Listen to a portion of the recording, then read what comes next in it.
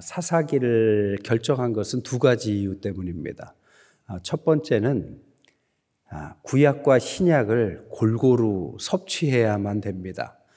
그래서 빌립보서가 신약이니까 이번에는 구약 사사기를 한번 해야 되겠다, 이런 생각이고, 또 하나는 오늘날의 상황이 각자 자기의 소견에 오른 대로 행했던 사사기의 상황하고 흡사 비슷하기 때문에 우리가 사사기를 나누면서 진리를 깨닫고 교훈을 얻을 것을 기대하는 마음으로 사사기를 정했습니다. 사사기의 배경은 너무 잘 알고 계십니다. 먼저 우리가 생각할 때 우리가 지금 성경을 학자나 무슨 학생처럼만 배운다고 생각하면 안 됩니다. 우리가 성경을 배우는 것은 복음을 얻기 위한 것이고 복음을 누리고 체험하고 복음 가운데서 살아가기 위해서 배우는 겁니다. 교회라고 다 복음적인 건 아니에요. 그잖아요? 어떤 데는 잘못 깨달으면 굉장히 율법적인 것들을 복음이라고 착각할 수도 있고, 또 어떤 곳에서는 막 신비로운 것만 찾아다닐 수도 있고, 어떤 데는 너무 인간적인 방법, 인본주의라고 말하는 그런 것들을 가르치는 데도 있고, 또 어떤 데는 그냥 이런 것들을 그냥 어떤 교권에 휘둘리는 어떤 것들로 이용할 수도 있습니다. 성경, 하나님, 복음 다 똑같은 것이 아닙니다. 그래서 우리가 아주 잘 복음적인 것들을 섭취하고 복음적인 신앙을 하지 않으면 세상 사람들이 오해하는 것처럼 이단, 정통 이런 것들을 구분을 못하는 것처럼 우리도 복음 가운데서 신앙생활을 해야 되기 때문에 이 사사기를 그런 차원에서 좀 얻을 필요가 있습니다. 모세가 죽고 나서 여호수아가 리더십을 갖고 110년간 그들을 이끌었습니다. 110년간 지휘와 통치를 가지고 약속의 땅으로 들어갔어요. 약속의 땅으로 들어가서 약속대로 땅을 얻었습니다. 근데 여호수아가 죽을 때가 되니까 후계자가 없는 거죠. 또 하나는 뭡니까? 약속대로 얻었는데 그 땅은 약속대로 얻었을지라도 빠른 시간 내에 얻었기 때문에 그 땅을 100% 점령하진 못했습니다. 그리고 약속이라는 것이 말 그대로 약속이죠. 민수기가 뭐라고 그랬습니까? 백성민자에다가 숫자를 센다. 수학할 때 숫자라고 그랬죠. 백성의 숫자, 12지파의 사람들에 의해서 땅을 분배를 했는데 약속대로 그 땅을 점령해라 했는데 어떤 지파는 믿음대로 갔고 어떤 지파는 믿음이 약해서 다 점령을 못했습니다. 이런 상황 가운데 어쨌든 땅은 다 점령한 상태죠. 그런 혼란한 상황이 지금 사사기의 배경입니다. 그것을 먼저 이해하기 위해서는 여호수아가 어떤 내용인가를 다시 한번 짚고 넘어갈 필요가 있습니다. 여호수아는 하나님께서 가나안 정복을 약속하신 것이죠.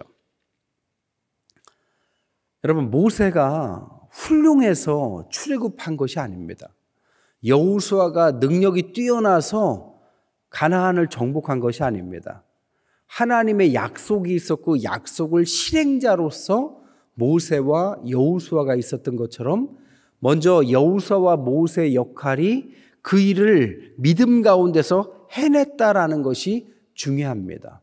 성경을 읽으면서 야, 모세가 대단한 사람이네, 여호수아가 대단하네, 이렇게 되면 우리의 신앙생활도 우리가 대단해야 되는 것처럼 착각을 합니다. 신앙은 하나님의 약속을 따라 살아가는 것입니다. 그렇기 때문에 하나님의 약속이 흐려진 사람이 지도자를 하면 전체가 흔들리게 되죠. 그 약속을 얼마나 믿고 따라가느냐가 결국에는 그 확신만큼 가게 되는 것이죠. 그렇기 때문에 우리가 한 교회에서 만났다라는 것도 약속 때문에 만난 것이지 우리가 우연히 만났다고 생각해서도 안 되고, 교회에서 우리가 약속에 만난 약속의 사람들이기 때문에 약속을 성취하는 것이 목적이지 우리가 친해지는 게 목적은 아닙니다. 친해지기 위해서 안 맞는 사람을 참고 맞는 사람 더 친해지고, 이거는 그냥 인간관계입니다. 하나님이 우리 교회 대전에서 이 태평동에 교회를 세우시고 하나님이 오늘까지 인도하신 것은 하나님의 우리 교회를 향한 큰 약속과 작은 약속이 있는 것이죠. 그 약속을 진행하는 가운데서 목회자도 바뀌는 것이고 지도자들도 세우는 것이고 장로님, 권사님, 집사님들이 함께 동역하면서 약속을 이루어 나가는 것뿐입니다. 그래서 우리가 너무 대단해지면 안 돼요. 뭘 좀 잘한다고 대단하다 하고 뭘 좀 못한다고 못한다 할 필요 없습니다.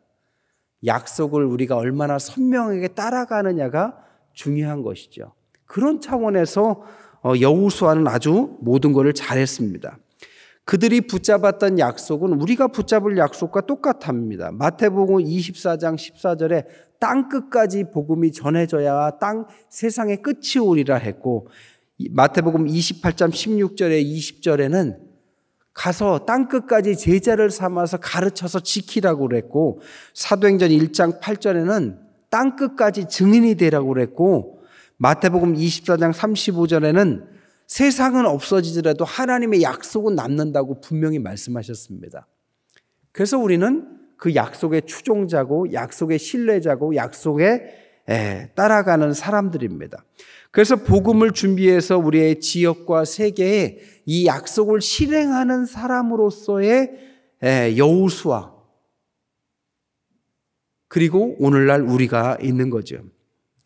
그런 가운데 그 약속을 따라갔던 사람들이 성공하는 것이죠. 우리가 새벽 기도에 계속 다뤘던 창세기 요셉 보세요. 하나님께서 그에게 약속을 주셨어요. 하나님의 약속을 갖고 어린 시절부터 장년에 이르기까지 그 약속 가운데 요셉이 어떻게 살아가는지를 잘 생각해 보십시오. 그에게 약속의 주인공이 되니까 구덩이에 빠졌는데 물이 없었습니다. 노예로 팔려갔지만 보디발이라는 장관 집에 팔려갔어요. 만약에 검투사로 팔려갔다면 싸움마다 죽을 수도 있었습니다. 또한 감옥에 갔는데 사형당하지 않았어요. 그냥 종신형으로 들어갔습니다. 하나님 앞에서 그의 삶은 이렇게 저렇게 변해갔지만 그는 하나님의 약속의 주인공으로서 살았고 그 약속 가운데 요셉을 쓰셨습니다. 사도 바울도 마찬가지예요. 온갖 일이 있었지만 하나님은 그를 약속 가운데 이끌어가면서 교회도 세우고 편지도 써가면서 성경을 기록하게 만드셨습니다. 하나님은 약속의 하나님입니다. 세상을 어떻게 살아가느냐? 살아갈 방향을 먼저 찾아야죠. 하나님의 약속입니다. 하나님의 약속을 바라봐야만 우리가 보이고 내가 보이고 교회가 보이고 미래가 보이기 시작하는 거죠. 그런 차원에서 이렇게 진행해서 가는 거죠. 방향을 거기에 맞추지 않은 사람들은 형태가 우리와 똑같을지라도 그것은 거짓말입니다. 이단과 우리의 차이는 바로 그런 차이죠. 약속이 잘못됐어요. 아니, 약속을 따라가지 않아요. 교회란 형태를 가지고 자신의 입속만 차리기 쉽습니다. 그게 이단입니다. 제가 있었던 프랑스에도 유명한 이단이 있었어요. PD 수첩에도 나왔던 열방교회라고 있었습니다. 보신 분들은 알 거예요. 근데 거기에 있었던 사람이 얼마나 언변이 뛰어난 사람인지 몰라요. 근데 신학 공부를 안 한 사람이에요. 근데 어느 순간에 자기가 목사라고 하면서 젊은 애들에게 굉장히 잘해주고 그러면서 아이들의 환심과 마음을 사가지고 그 아이들에게 성경을 통해서 얘기하는 듯 하는데 다 보면 자기를 위해서만 얘기해요. 겉으로는 굉장히 사례도 안 받고 그냥 뭐든지 선교만 하는 사람인 줄 알았는데 나중에 보니까 아이들의 그 모든 헌금들을 다 모아다가 자기 입속만 차리는 사람으로 결국 밝혀졌습니다. 그런데 그 사람이 그렇게 밝혀진 게 누구 때문인지 아십니까? 집안에서 그의 아들이 그를 고발했어요. 아들이 집안에서 우리 아빠가 밖에서는 이러는데 우리 엄마를 때린다. 그리고 집안에 돈을 이렇게 훔쳐놓고 있다. 그것을 카메라로 다 찍어가지고 인터넷에 올려버렸습니다. 그래서 조사가 돼서 결국에는 다 밝혀졌어요. 그 교회 아닌 교회에 다닌 청년들이 얼마나 신실한 아이들인지 몰라요. 프랑스까지 유학해서 열심히 공부해서 좋은 직장에 가면 직장을 안 다녀요. 왜냐? 거기에서 목사라고 자처했던 이 사기꾼이 공부하지 마라. 교회 일을 하면 된다. 그래서 공무원에 취직해도 안 다니고 학교도 안 가고 식당에서 알바해서 헌금해서 그 돈 가지고 그렇게 입속만 차리는 그런 사기꾼 중에 사기꾼이었습니다. 여러분, 세상이 호락호락하지 않아요. 그런 사람들이 뭐가 잘못된 것입니까? 하나님의 약속이 없는 것입니다. 하나님의 약속이 없으면 너무나도 교회는 위험한 공동체가 되기 쉽습니다. 위험한 공동체, 그 사이에는 여러 세상에서 우려하는 일들이 다양하게 발생할 여러 가지 가능성이 있습니다. 하지만 약속만 확실하면 교회만큼 좋은 공동체가 없는 거죠. 그런 차원에서 여호수아가 이런 상황 가운데 이끌어 왔는데 사사기가 시작되자 이제 가나안 땅에 정착하고 나서 아직 정복하지 못한 사람들을 정복해야 되는 상황이었습니다. 지도자도 없어요. 그러니까 그 전까지 이제 우림과 둔림을 가지고 하나님의 뜻을 묻고 뭐 이렇게 해서 여기까지 왔지만 이제 정착 생활을 하고 나니까 환경이 변했어요. 광야를 할 때는 광야에서 죽을 수밖에 없으니까 하나님 앞에 매달렸는데 이제 땅도 그리고 거주지도 재산도 생기니까 생각이 조금씩 달라지기 시작해요. 목축업을 하다가 농업을 하니까 농사를 질 줄 모르니까 그 땅에 있는 우상 숭배하는 사람들하고 유착되기 시작하고 그 사람들에게 가르쳐준 대로 바알과 아세라한테 이상하게 우상을 숭배해야만 비가 내리는 것처럼 착각하기 시작하고 그런데 이런 시간들이 하나하나 스며들기 시작한 겁니다. 중요한 것은 그 사람들이 현실만 바라보고 하나님의 약속이 끝났다라고 생각한 지점부터 이런 현상들이 발생한 겁니다. 오늘날도 현대 교회에 그런 일들이 많아요. 어려울 때 교회를 짓자 막 이렇게 어려울 때는 한마음 돼서 가다가 교회를 잘 지어놓고 뭔가 안정되면 그때부터 엉뚱한 분열들이 일어나고 엉뚱한 신앙들이 나오고 엉뚱한 모임들이 생기고 그러다가 하나님의 약속과 멀어지게 되면 그것은 위험한 교회가 되는 것입니다. 하나님의 약속은 안정에 있는 것이 아닙니다. 하나님의 약속은 여기에만 있는 것이 아닙니다. 하나님의 약속은 땅 끝까지 영원함을 향해서 가는 것입니다. 오늘날과 같은 시대에 우리가 교회 문을 딱 걸어 잠그고 우리끼리 신앙생활 재밌게 하자로 목표를 정하면 우리는 위험해집니다. 좋을 것 같죠? 위험해집니다. 안 되는 전도도 해야 되고 세상과 계속 부딪혀 가면서 세상을 향해서 나아가려는 의지가 교회를 확장하기 위한 것이 아니라 하나님의 약속 가운데 서려는 이 의지 때문에 있는 것이죠. 그래야만 세상을 살리려고 해야만 우리도 사는 그런 것이 신앙입니다. 그 가운데 오늘 젖과 꿀이 흐르는 땅에 들어왔지만 막상 들어와 보니까 젖과 꿀만 흐르는 것은 아니었어요. 기근도 오고 어려움도 오고 농사라는 새로운 시작이 시작됐습니다. 그러다 보니까 또 그 땅에 정착되어 있는 사람들을 일거에 소멸하지 못하니까 이 인정주의에 끌려다니면서 계속 혼란은 가중되기 시작했어요. 하나님의 약속이 흐려지고 의심이 돋기 시작하고 이러한 상황 가운데 사사기가 시작합니다. 여호수아가 죽은 후 1절에 이스라엘 자손이 여호와께 여쭈면서 우리 가운데 함께 이제 약속된 땅을 다 이루지 못하니까 어떻게 합니까? 라고 묻습니다. 그때 여호와께서 유다가 올라갈지니라 보라, 내가 이 땅을 그의 손에 넘겨주었다. 3절에 유다가 그의 형제 시므온에게 이르되 내가 제비 뽑아 얻은 땅에 나와 함께 올라가서 가나안 족속과 싸우자. 그러니까 사사기의 시작은 이런 혼란한 상황 가운데서 완전한 정복을 위해서 하나님께서 유다를 부르시고 그리고 시므온도 함께 연합해서 부르는 지점부터 시작하더라는 겁니다. 그러니까 사사기의 시작이 뭐냐? 연합이라는 겁니다. 여러분, 유다와 시므온은 12아들의 이름이잖아요. 유다는 어떤 아들이고 시므온이 어떤 아들입니까?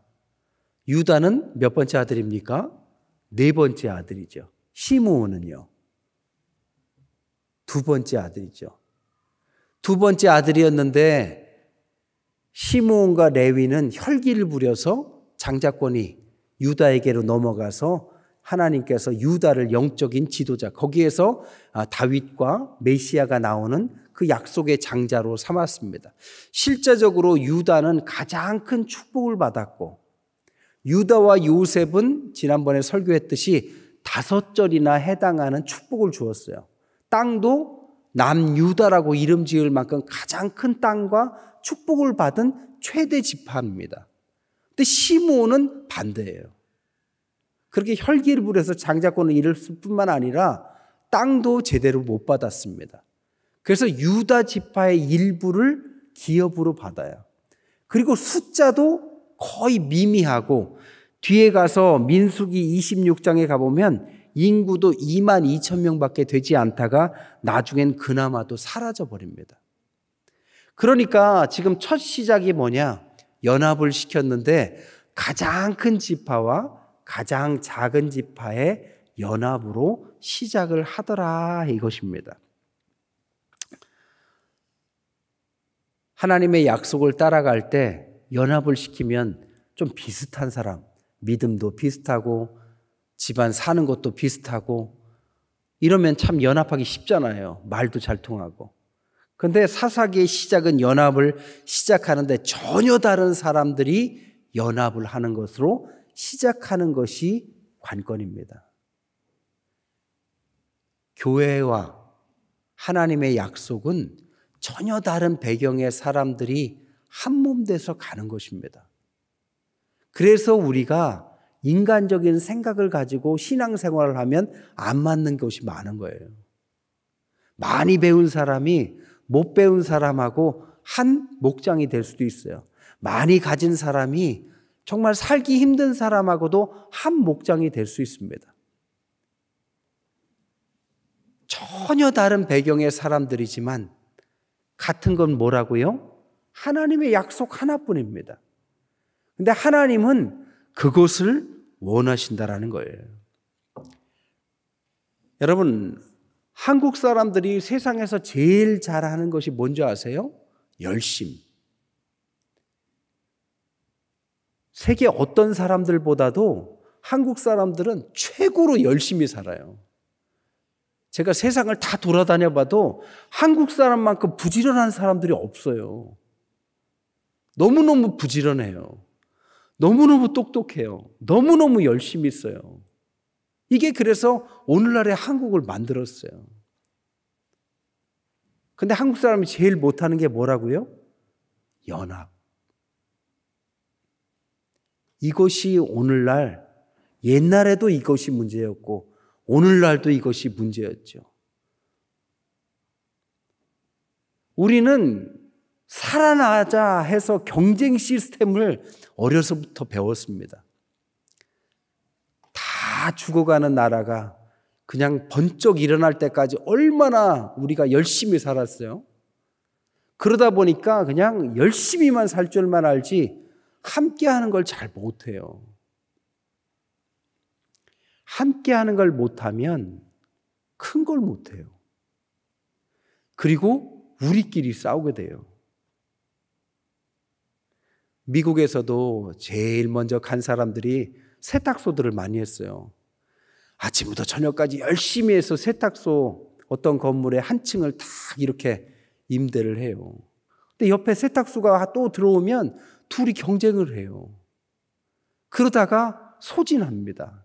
힘도 빠지고 가격도 다운시키고 하다가 소진해요. 중국 사람들은 어떻게 하는 줄 아세요? 같이 돈 모아서 건물부터 사버려요. 그리고 기다려요. 싸우다가 지치면 뺏어가려고. 오늘날 자세히 보세요. 별반 다르지 않습니다. 우리는 혼자 하는 건 잘해요. 함께 하는 것은 못해요. 우리 원래 국민성이 나빠서가 아니라 우리가 어렵게 살아오다 보니까 경쟁하는 것만 배워서 그렇지 함께 하는 것을 덜 배워서 그렇습니다. 여러분, 연합하지 않으면 안 됩니다.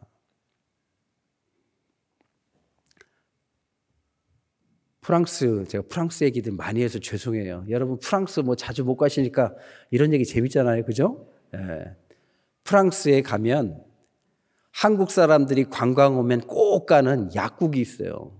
몽주 약국이라고. 왜 약국을 가냐면 프랑스는 약국에서 화장품을 팝니다. 근데 다른 데는 한국 사람들이 많이 안 가는데 이 몽주 약국이라는 데는 한국 사람들이 거기가 그냥 관광 코스예요. 왜냐하면 딴 데보다 한 10% 20% 싸요. 그러니까 관광하는 분들이 다 글로 갑니다. 거기 가면 한국인 직원들이 있어요. 그래서 한국 사람이 한국인 직원들에게 물어봐서 한국말로 화장품을 몇십만 원씩 사갖고 가는 데입니다. 그런데 이상하잖아요. 한국 사람들이 프랑스에서 한국 사람들이 팔면 한국 사람들이 약국 가면 되잖아요. 그런데 그 사람들이 누가 하냐면 유대인이 합니다.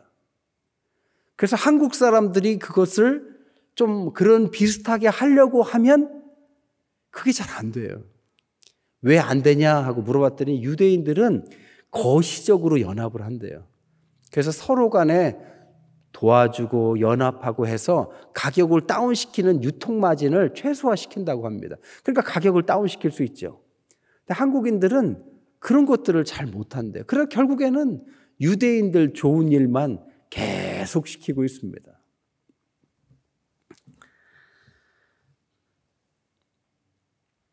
이게 단지 우리가 먹고 사는 문제만이 아니라 교회에서도 마찬가지입니다. 사단이 하는 가장 큰 일이 뭔지 아세요? 분열, 이간질. 창세기에서 죄를 줄 때 사단이 뭐라고 합니까? 하나님과 인간을 이간질시키죠. 가인과 아벨의 형제를 이간질시키죠. 사단의 주특기는 속이고 이간질시킵니다.